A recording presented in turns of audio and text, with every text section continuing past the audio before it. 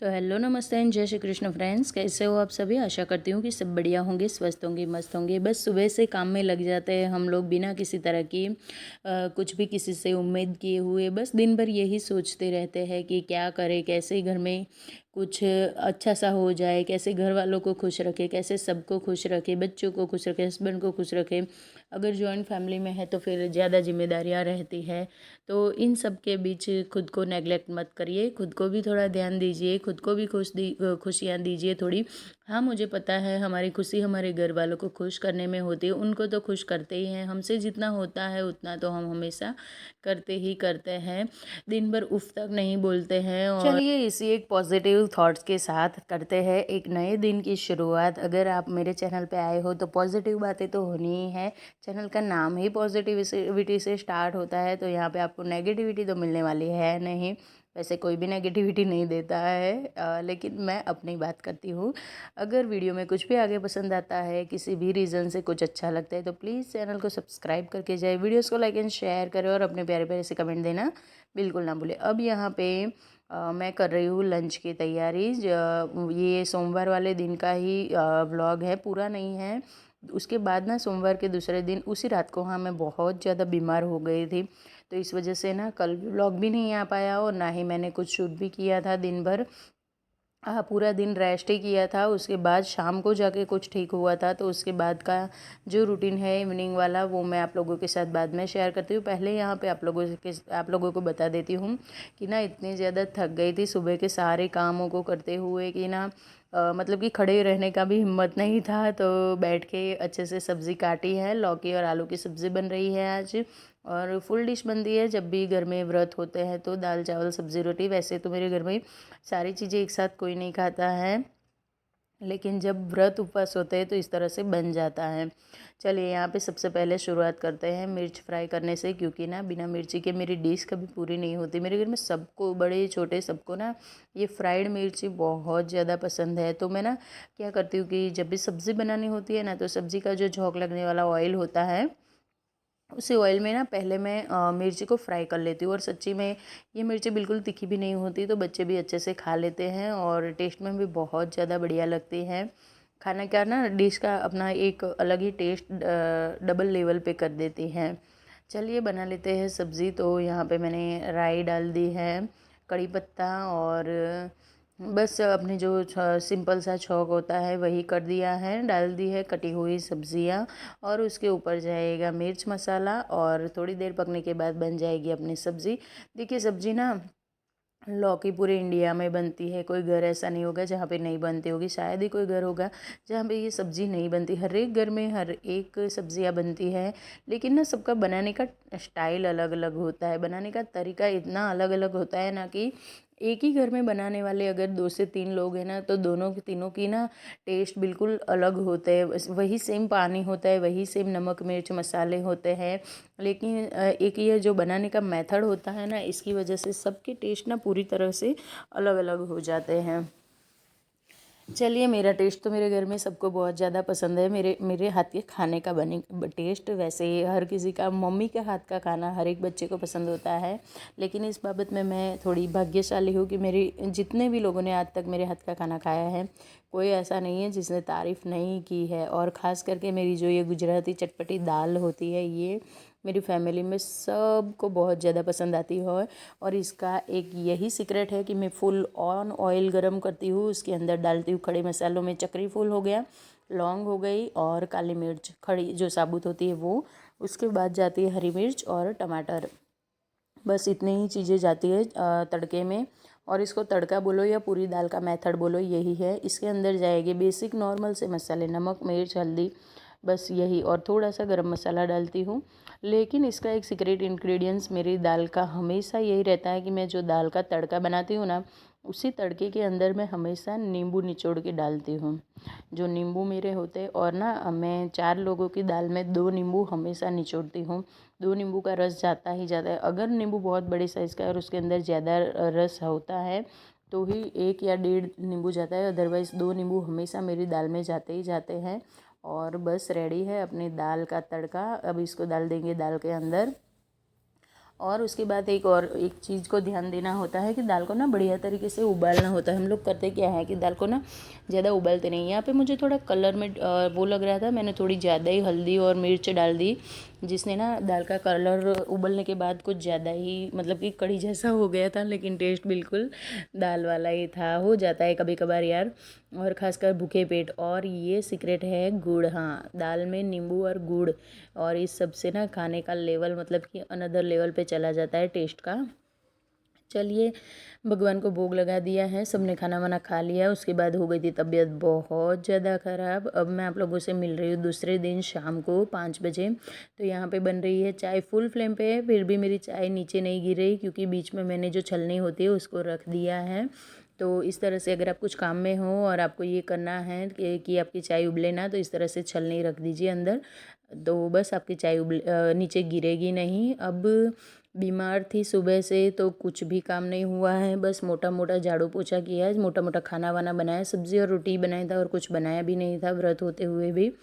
तो हो जाता है जब भी हम लोग बीमार होते हैं, ऐसी हालत होती है तो थोड़ी सी प्रॉब्लम हो जाती है। और लेडीज़ को तो हर महीने की प्रॉब्लम होती है जो बहुत ज़्यादा बीमार करके रख देती। तो खास करके तब जब आप बीमार हो और ऊपर से आपके पीरियड्स आ जाए तो फिर बोलना ही क्या है यार, हालत आप लोग समझ ही सकते हो कैसी हो जाती है।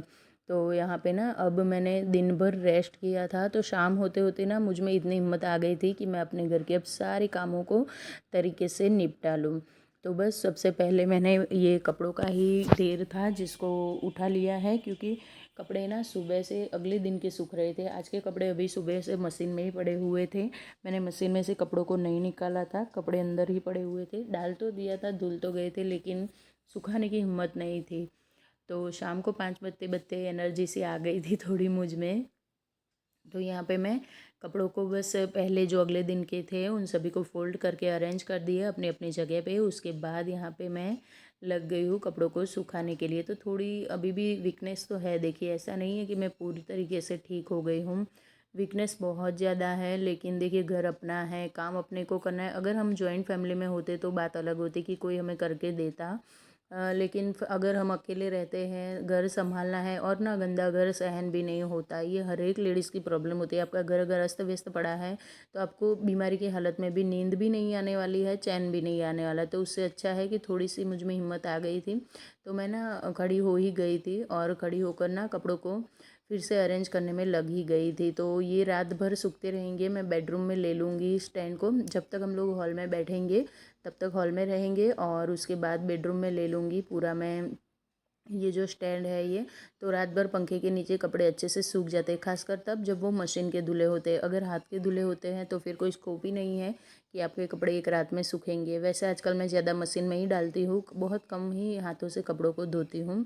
उसके बाद फिर ये देखिए मतलब कि पूरा ना मेरे साथ साथ मेरा घर भी बीमार हो गया हो ऐसा लग रहा था मुझे।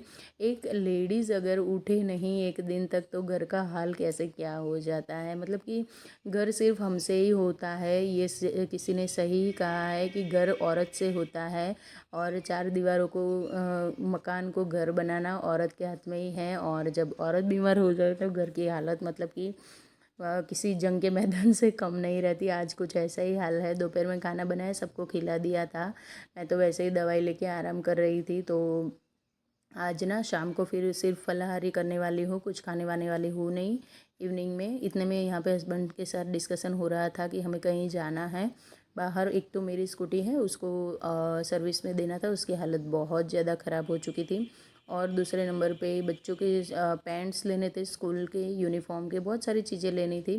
तो हस्बैंड बोल रहे थे ये सब छोड़ दे, बाद में कर लेना, चल पहले हो आते। मैंने बोला नहीं, अगर ये अभी रह गया तो फिर शाम को मैं इसको देख देख के ज़्यादा बीमार हो जाऊँगी। तो पहले मैंने ये इसकी क्लीनिंग कर ली किचन की अच्छे से। मतलब कि देखिए रगड़ रगड़ के तो साफ़ नहीं किया, मोटी मोटी ही क्लीनिंग की थी, लेकिन ऐसी कर दी थी कि हाँ दिखने में ठीक ठाक भी लगे, और मैं जब भी मार्केट से आऊँ तो मुझे घर इतना साफ़ सुथरा मिले कि मुझे ना इसको देख के इरिटेशन ना फील हो और दूसरा काम करने का मन करे। तो बस इतनी साफ़ सफाई मैंने कर ली थी। जहाँ पे ये बर्तन का ये रैक रहता है ना, उसके नीचे थोड़े से पानी के हार्ड वाटर के स्टेन्स आ जाते हैं, तो वहाँ पे दिन में एक बार ना अच्छे से स्क्रब करना पड़ता है। अच्छे से सब साफ़ सुथरा किया, थोड़ी फ्रेश हुई, फिर निकल गए हैं हस्बैंड वाइफ दोनों। पहले मेरी स्कूटी को मैंने दे दिया है सर्विस के लिए, और अब हम लोग जाएंगे मार्केट की, और हस्बैंड के साथ ही जा रही हूँ। उनको अपना काम था तो वो जब तक अपना काम निपटाएंगे तब तक मुझे जो भी और जितनी चीज़ें लेनी है वो सब कुछ ले लूँगी। और अब आ गए हम लोग घर पे, तो आके थोड़ी ना देर सी हो गई थी, लेकिन किसी को भी खाने की जल्दी नहीं थी क्योंकि बच्चों ने नाश्ता वास्ता कर लिया था, और सुबह की रोटियां बहुत सारी बच गई थी। आज तो ना अभी आज डिनर में कुछ ज़्यादा बनने वाला था नहीं। देखिए, डिनर ज़्यादा करके हमारे यहाँ ना हल्का फुल्का ही रहता है। कभी कभार ही ऐसा होता है कि ज़्यादा हैवी बन जाता है, तो रोटी दिन भर की जिस दिन बच जाती है ना, मेरे घर में हमेशा रोटी ही बनती है, जो जिसमें सारे मसाले डाल के, पानी डाल के, या फिर आप अगर दूध के साथ नहीं खाते हो तो उसमें दही या छाछ डाल दीजिए, बहुत टेस्टी लगती है। बहुत सारे अलग अलग नामों से इस रोटी को बुलाया जाता है। रोटी के पोहे बोलते हैं, फ्राइड रोटी बोलते हैं, हमारे यहाँ गुजराती में वघारेली रोटली बोलते हैं इसको। तो बस तेल गरम हो रहा है, तब तक मैंने यहाँ पे साइड में सारी तैयारी कर दी। और ये एक ब्रेड का पैकेट कितने दिनों से मैंने लगभग 3-4 दिन हो गए अभी फिनिश होने का नाम नहीं ले रहा, क्योंकि मेरा और अंशु का व्रत चल रहा है।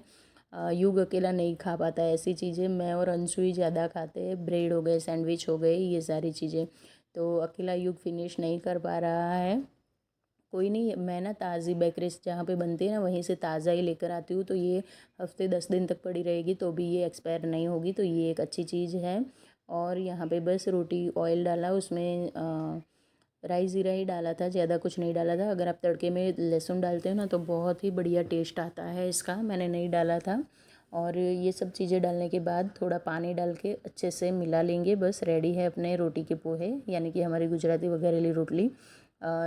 लहसुन की चटनी भी इसमें बहुत ज़्यादा अच्छी लगती है, लेकिन मैं ना थोड़ा सा सिंपल वे में ही बनाती हूँ, क्योंकि मेरे घर में जितनी सिंपल खाना बनता है ना उतना सबको बहुत ज़्यादा पसंद आता है।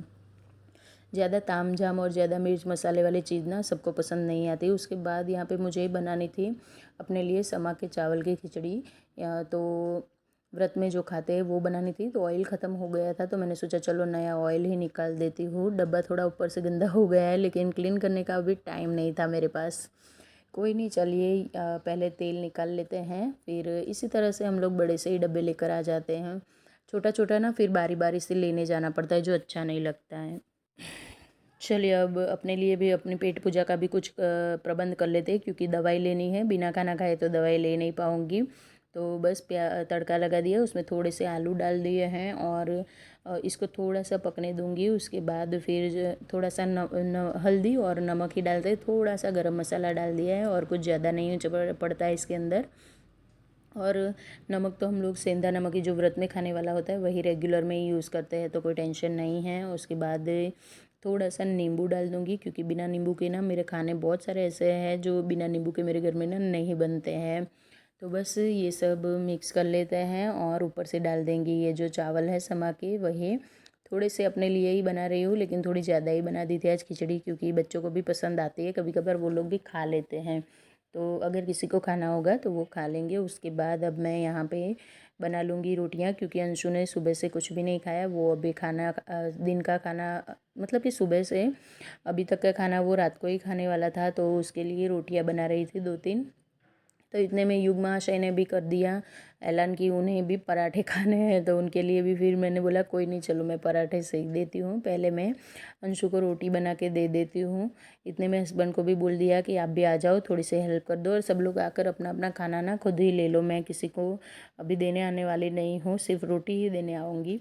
तो हस्बैंड भी आ गए थे मेरी हेल्प के लिए। हेल्प तो क्या ही, वो बस अपना खाना निकाल रहे थे, बच्चों का निकाल रहे थे, और साइड बाय साइड यहाँ पे हमारी रोटियाँ बन रही थी बस। तो कुछ इस तरह से मिलजुल के काम करते हैं। और बीमारी के टाइम पे, मतलब कि जब भी ऐसी हालत होती है कि हम किसी को खाना वाना नहीं खिला सकते, इतने ज़्यादा बीमार होते हैं, तो थोड़ी अगर हेल्प मिल जाती है तो अच्छा रहता है, और ऐसे टाइम में हेल्प मिल ही जाती है। बस अब युग के लिए 2 पराठे बना लूँगी और सबको दे दूँगी खाना। उसके बाद खुद का निकाल लूँगी और ख़ुद भी खा लूँगी थोड़ा सा।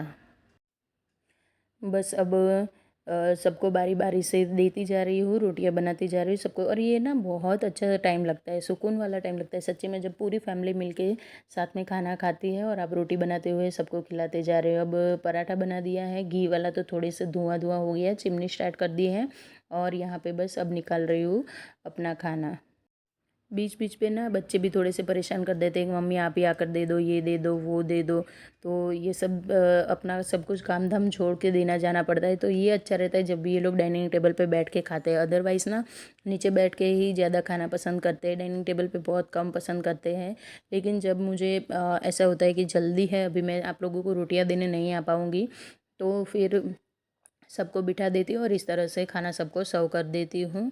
खाना पीना हो चुका है, अब उसके बाद मैं आप लोगों के साथ शेयर करूँगी कि मैं क्या लेकर आई थी। तो फिर से मार्केट बीच में पड़ा, तो थोड़ी मेरे अदरक और कुछ 2-3 सब्जियाँ थी वो ख़त्म हो गई थी, तो वो लेकर आ गई थी। यहाँ पे युग का पैंट लेना था, स्कूल के यूनिफ़ॉर्म के दोनों के ना शर्ट वैसे के वैसे है, लेकिन पैंट ना थोड़ी-सी शॉर्ट भी हो जाती है और दोनों ने फाड़ भी दी थी।